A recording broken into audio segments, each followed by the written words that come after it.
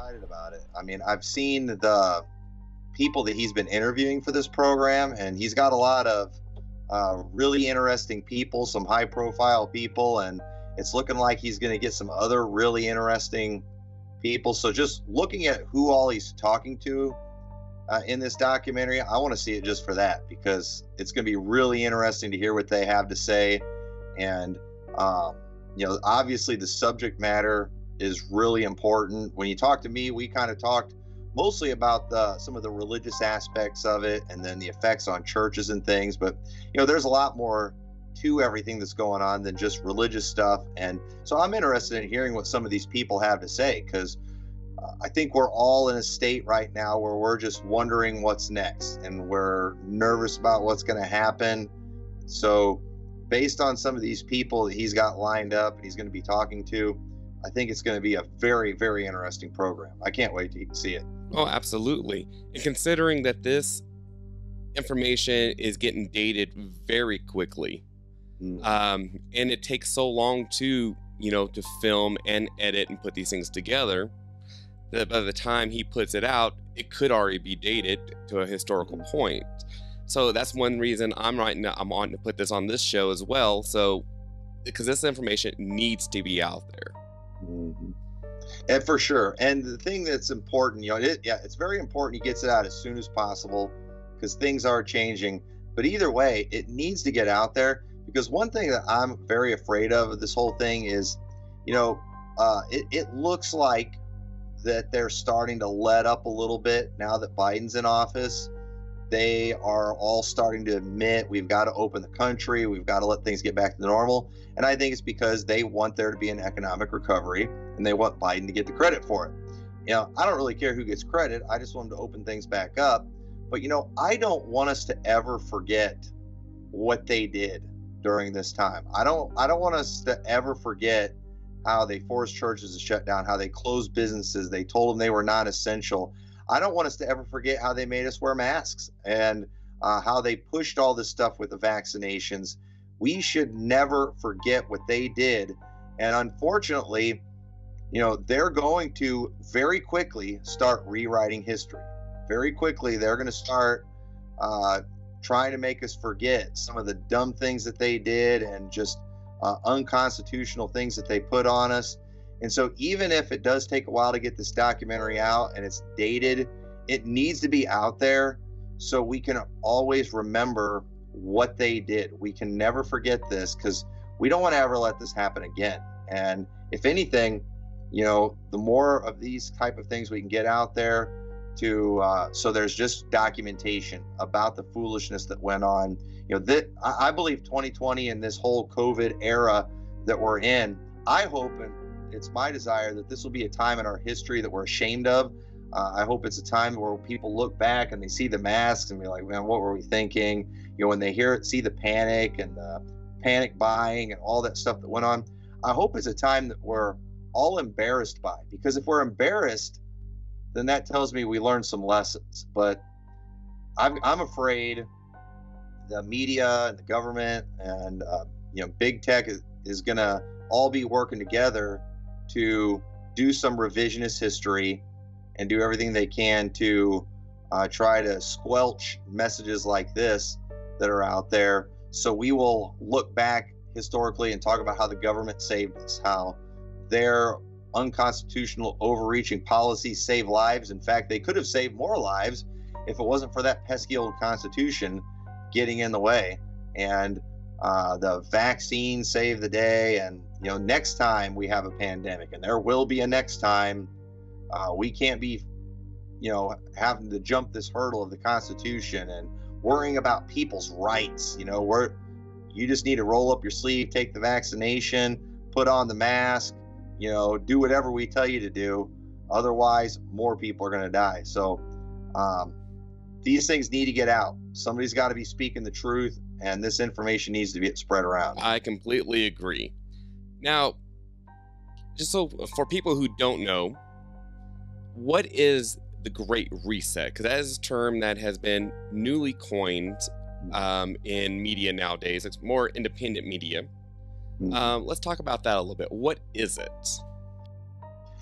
Right. So I guess when you talk about the Great Reset, I don't know that there's a single definition for it just yet. Obviously, I think what everybody means when they talk about it is they're tearing everything down right now so they can rebuild something new, something that fits the agenda that they want. And what that agenda is, we probably all got different opinions on it. But just some things that I've been hearing recently, just in the past couple of days, is I've been hearing them, talk about how the challenges of getting these vaccinations out there. It's so hard, and they're talking about, we need this structure in place. We need this group to be put in place so we can get all these things implemented.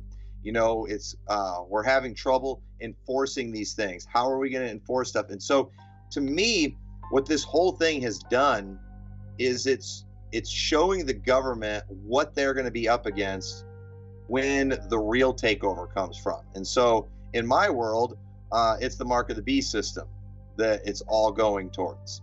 And you can't make a mark of the beast system just happen overnight. There's needs to be certain things in place. And I think this whole COVID thing, it's something that they've been doing as kind of a way to test the waters. Who are we going to be fighting? Where is the resistance going to come from? And what groups? What methods are they using? Social media, all that. And so we're seeing the censorship getting ramped up big time, because obviously people like us that are putting out other information is causing problems for them. So they've got to figure out how to squelch that. The logistics and enforcing things. They don't have enough police. They don't have enough things in place so they can force people to do all the things that they want them to do.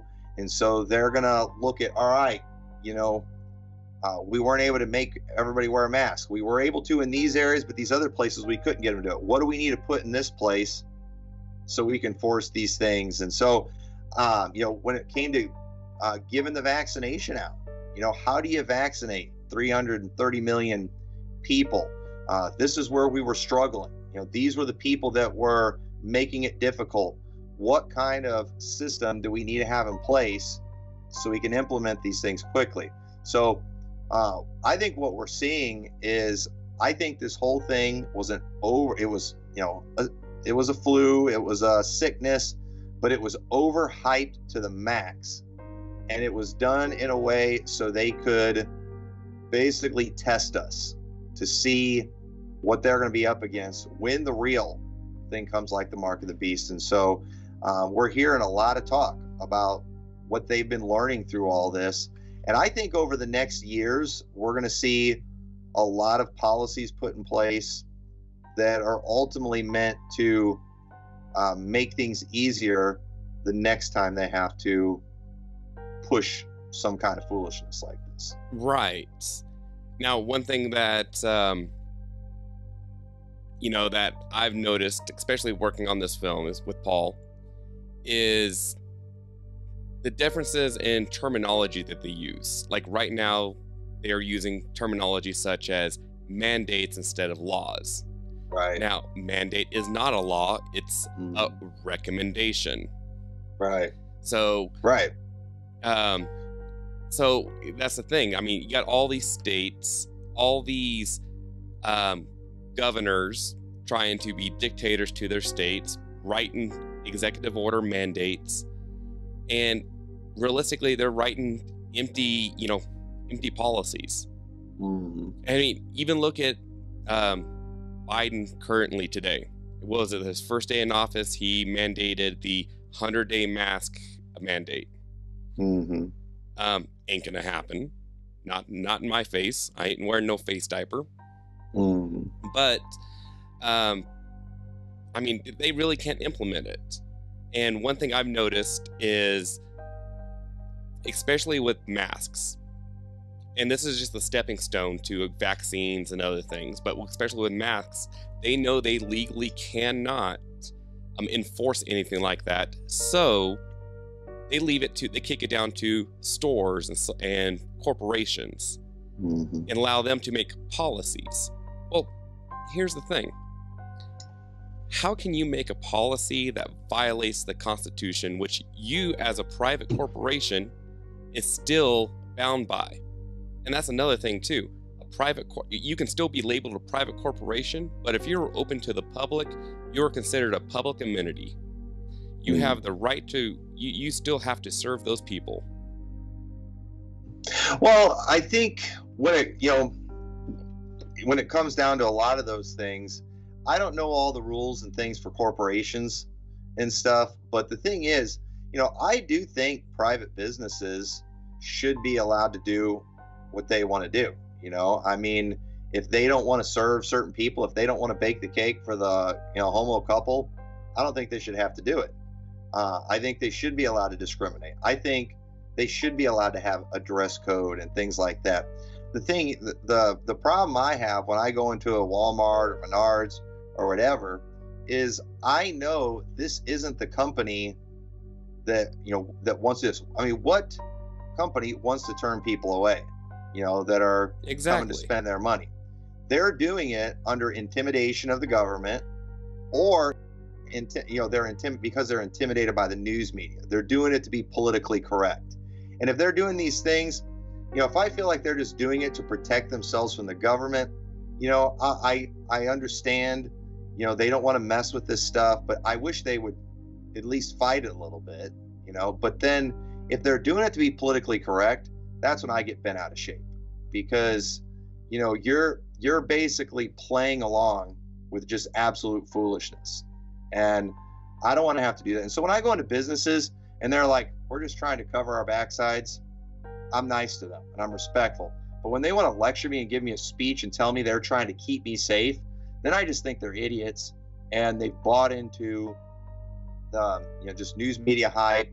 They're doing it to be politically correct, because it's politically correct now, and it's political to wear a mask. It's politically incorrect to not wear a mask. And so this is just them, pandering to the news media and the social justice warriors and stuff. They're scared to death of. And, I have a problem with that. So it's like, I'm mad that the government is putting pressure on these companies, but I'm also mad at these companies for giving in to that pressure. I wish they would fight it.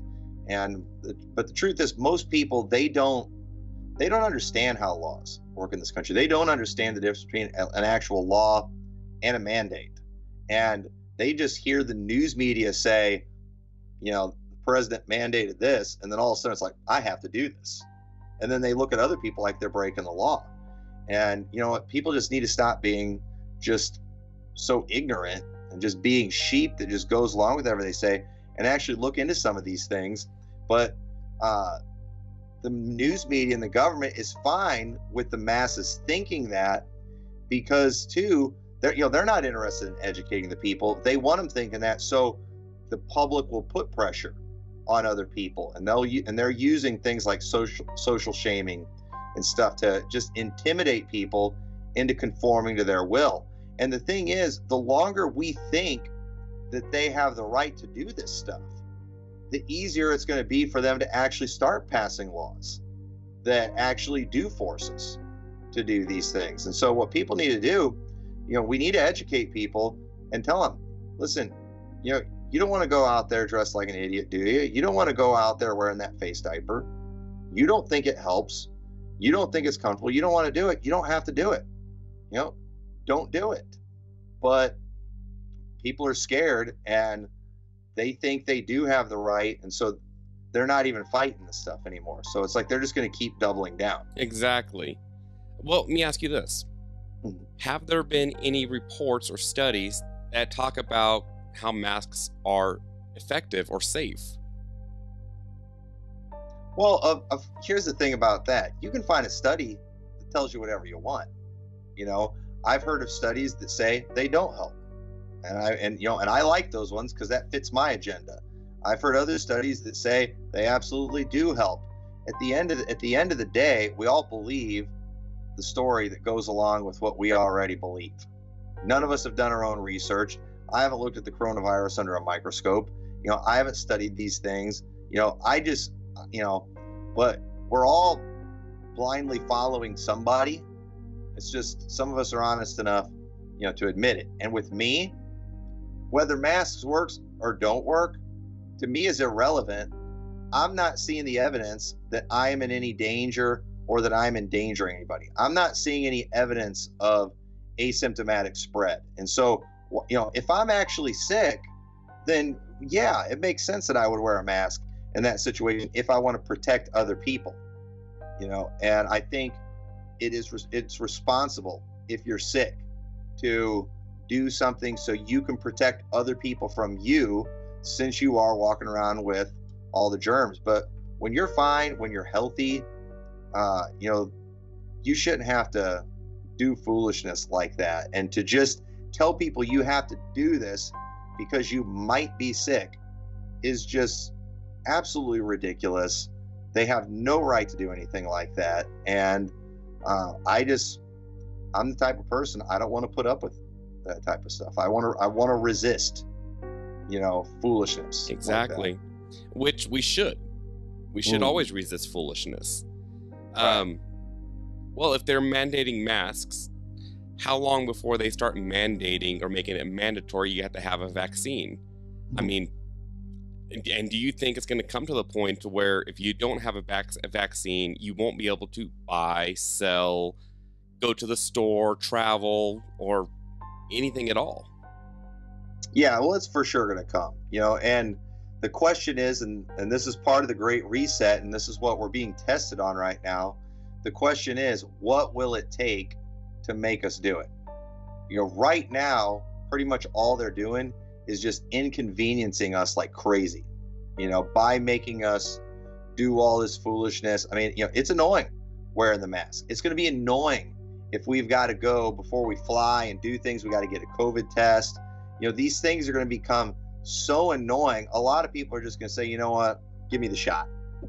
And if a large enough percentage of people take that, then that's a smaller percentage they have to worry about, and it's going to be even easier to put these things in place. But at the end of the day, they've got to keep taking control of corporations and more businesses, and more things need to become federal so they actually have the jurisdiction. And they're all working towards that. They're all moving towards it. But what stops this type of thing is resistance. You have to resist. You have to push back. And Americans are just so passive about everything. They don't resist to anything. And it's just, whatever the government says, that's what I'm going to do.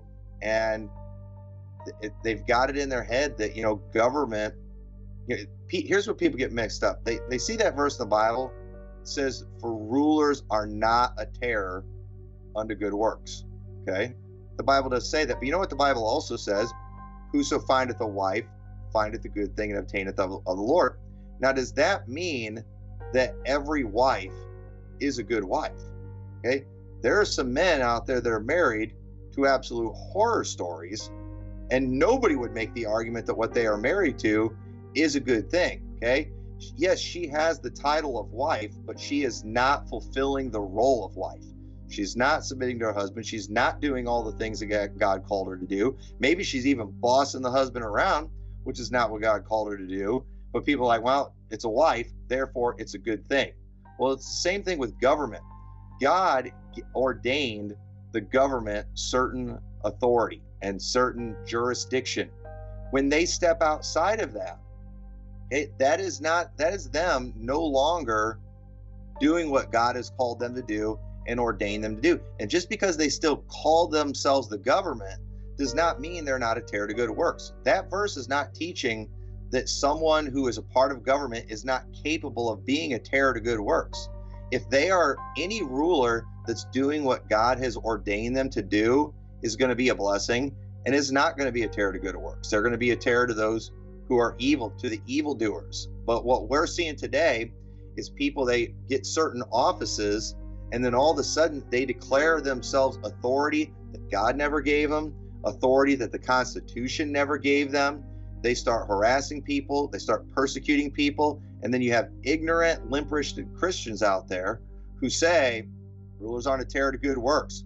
There must be something wrong with you. You just need to stop resisting. No, now I'm not wrong in this situation, and these people are not being rulers as God ordained. These are tyrants that are violating the word of God, Right. and we don't have to put up with that. Well, it seems like with everything going on right now, it's leading us into, biblical times, such as everything, especially with the vaccine, for example. If they do mandate it, that seems like it's almost like a foothold into, or footstep into the direction of a cashless society. Mm-hmm. What would your thoughts be on that? Well, yeah, I mean, the cashless society is definitely going to come, and they've used this pandemic as an excuse to advance a lot of that stuff. But ultimately, that's just about control too. Everything that they're implementing, it's all about control. They want to be able to have some kind of say. They want to be able to get a piece of the action in everything that's done. When we have cash, it's a great way for just us as individuals to just be able to do business amongst each other, and it's a very convenient tool. The problem is the government has declared themselves the right to tax our business that we do and tax our income. When the Bible talks about, the Bible says, for this cause pay ye tribute, it's talking about paying that guy who has the sword, who's punishing the evildoer. And two men doing business with each other, those are not evildoers. You aren't hurting anybody when you are doing business and when we're paying each other and exchanging goods and services. But the problem that they've had for years is because they've declared themselves the authority to get a piece of that action and everything, it's very hard for them to do that with cash. And so they're going to have to make everything electronic so they can now, have a paper trail. It just makes it easier for them to control, but it makes everything harder for the rest of us. It's going to make it now where when I do want to help somebody, I'm going to have to charge them more than I normally would have. Now I'm making things more difficult for them just so Uncle Sam can get a few more bucks in his pocket. That's not right. And what's Uncle Sam going to do with that? He's going to go fight another war. He's going to go fund some transgender study program. He's going to bring another bug or something over to the United States to help some environmental problem. And it's going to create even more trouble somewhere else. This is the type of things they're doing with it. God never ordained that. And, I'm tired of them just ruining everything they touch. I completely agree. One other thing I was wanting to talk on is within the last year, last 6 months especially, we heard former President Trump talking about Operation Warp Speed. That's right. Where he wants to send the military out to issue the vaccines. On something like that, do you really think the military should be involved in? Absolutely not. I mean, for one, what in the world is the federal government doing, taking charge of something that should be handled on a state and local level? That's crazy that the federal government is even trying to head something like that up. That's really scary. I mean, because for one, even mandating forcing a vaccination on people, that's a really huge thing. And that's why we have different states. That's one of the reasons we do that. It helps protect us, so there's some place we can escape to if we need to, because hopefully all 50 states aren't going to go psycho all at once. If California wants to go nuts, let California go nuts. At least people can escape from there and go somewhere else. But when the federal government goes nuts, we got a problem, because now they're implementing their insanity on all 50 states. And so the fact that Trump was even trying to do that, it's just insane. They have no business doing that.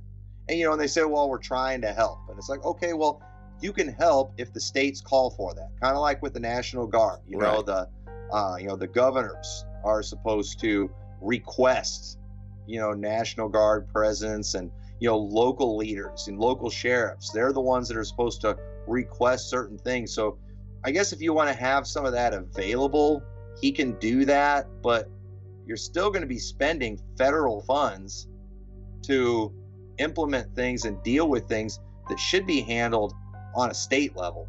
And I think that's a horrible, horrible precedent. But again, logistically, how are they going to do all this? And so, one thing Trump did that was good is he did, he wasn't expanding the wars and troops overseas and things like that. And so, he maybe has the more ability to use them for things over here, but using them for something like that, I think it's just absolutely nuts. And I thought it was a horrible idea. And I don't know if President Biden's going to do the same thing or not. I hope not, but either it's federal government. They don't like to talk about the fact that many things should be handled on state and local levels, because it's like they want us to forget there are still supposed to be some states' rights. Right. All right. You know what? I think that, well, actually, I believe in this film wholeheartedly. And in order for Paul to be able to finish this film, he's going to need support. And I think, and it's up to us to actually stand up and actually, be able to support him on something like this so he can get information out there. I mean, he's traveling the country several times just to, get this information. And this is information that the world needs to hear, not just the United States. Right. And so I urge people, anyone watching this or anything, I mean, go to framingtheworld.com and go support this project. I mean, he cannot complete this without your help. Right. That's the one thing I do want to urge on this. And with Paul's line of work and the way things work, obviously, he needs to be, making an income and paying his bills. And a lot of times, he's got projects and things he's wanting to work on, but he's got to do some things that actually bring in the money so he can live. And so the thing is, when it comes to this project, this is the one he really needs to get done right now. And so this needs to be the one that's bringing in some money so he's able to focus his time and attention on it. And the thing is, this has been a big deal too. And, I know it hasn't been cheap traveling all over like he's done and getting all these interviews. But so the thing is, when he comes back, he's going to have an unbelievable amount of content to work with, but it is going to take a great deal of time. So I really do hope people will give specifically towards this project. That way he's able to focus his time and attention when he gets back home on getting all this stuff edited together for this, because it needs to get out there. It needs to get out there quick. The people's minds need to be changed on this stuff. I think this stuff would have ended a long time ago if people would have pushed back. Right. And anything that we can get out there to wake people up to what's going on and to get them to start fighting back against this stuff, and even just doing something as simple as just not wearing the mask, and even just speaking out against these things. If more people will do that, I think we'll start to see this stuff go away sooner rather than later. And understand, even if it appears to go away for a little bit, understand they're going to be behind the scenes and they're going to be doing their homework and figuring out, all right, what did we learn from this situation? And they are going to, the reset's coming eventually, but here's the thing. Are we going to make this easy on them, or are we going to make it difficult? And I think we should at least make it difficult on these people, because what they're doing, what they're promoting, it's wicked and it's evil, and it's going to hurt a lot of people. And I don't know that this is for sure what's going to bring about the mark of the beast. What if we have another 100 years? We've got it. Unfortunately, something that's kind of happened in the last couple generations is we've gotten rid of the mindset of thinking about our children's and our grandchildren and the next generations. We only think about this generation because we're convinced we're the generation that's going up in the rapture. But you know what? We might not be. We've got to get back to thinking about the next generation. And so if we see them doing things that's destroying our country and it's destroying the future for the next generations, we need to stand against that and try to resist so we can hopefully preserve the good that we do have in case it is a long time before the Lord returns. I agree. I want to thank you very much for taking the time to come on this show again. And it's always a privilege to have you here. How can people support you and your ministry as well? Well, you can find all our information on our website, givemelibertybaptist.com. Subscribe to our YouTube channel. You can find the links on there, and just follow what we do, help promote the information we're trying to get out. Come visit the church, and either way, no matter what, we're going forward. Whether our YouTube survives the censorship or not, we're going to keep going out winning souls, trying to reach as many people as we can. We're going to keep trying to get our information out there online as much as we can. We have a BitChute account, bitchute.com/GiveMeLibertyBaptist. We just started a Rumble here account recently. Go subscribe to all those alternative platforms. Let's let those ones that are allowing more free speech, let's help them succeed, and maybe it'll either make YouTube die or back off a little bit. And so follow us in all those things, and I think that's the important thing. That's what you can do for us, I guess. Absolutely. And also, apart from supporting Brother Paul at framingtheworld.com, go to my YouTube channel, which is Peter Reddoch. Like and subscribe. It always helps. And if you want to support to help me make more content as well, you can also support me through Patreon at Being Baptist Production. And again, these topics that we're going to be talking on these next few weeks or next several weeks, they need to get out there. So again, like, subscribe, and most importantly, share this content with everyone.